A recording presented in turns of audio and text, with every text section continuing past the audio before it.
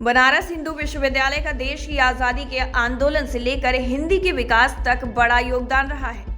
आज पूरा देश हिंदी दिवस मना रहा है। ऐसे में हिंदी का जो विकसित रूप आज उपस्थित है, इसमें विश्वविद्यालय का अति महत्वपूर्ण योगदान है।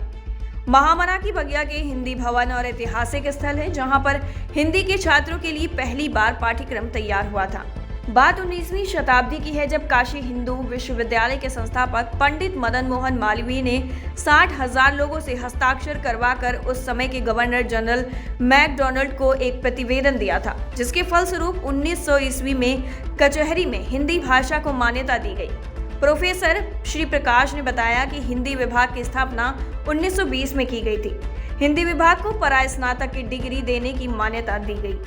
वहीं प्रोफेसर शिव प्रकाश शुक्ला बताते हैं कि काशी हिंदू विश्वविद्यालय का हिंदी विभाग देश का पहला विभाग है, जिसने पाठ्यक्रम तैयार किया था। उसके साथ ही 1920 में हिंदी में पोस्ट ग्रेजुएशन डिग्री देने का काम किया। इससे पहले कोलकाता में 1918 में अनिवार्य हिंदी की पढ़ाई शुरू हो चुकी थी, लेकिन मुकम्मल हिंदी विभाग के रूप में काशी हिंदू विश्वविद्यालय का हिंदी विभाग रहा।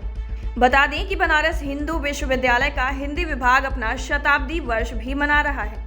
दरअसल हिंदी भाषा के विस्तार और हिंदी साहित्य के पाठ्यक्रम के निर्माण में काशी हिंदू विश्वविद्यालय की हिंदी विभाग का एक अप्रतिम योगदान रहा है।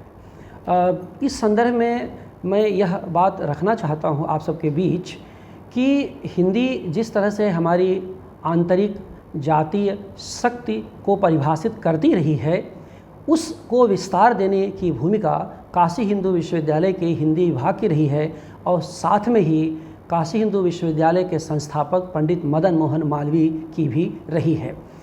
हमें इस बात को नहीं भूलना चाहिए कि 1900 में कचहरियों की भाषा के रूप में जिस हिंदी को मान्यता मिली थी, उसके पीछे काशी हिंदू विश्वविद्यालय के संस्थापक आदरणीय मालवीय जी का बहुत बड़ा योगदान था, जिन्होंने 60,000 लोगों का हस्ताक्षर करवा करके उस समय के गवर्नर जनरल मैकडॉनल्ड को उन्होंने एक तरह का प्रतिवेदन दिया था, जिसके फलस्वरूप 1900 में कचहरियों की भाषा के रूप में हिंदी को मान्यता मिली।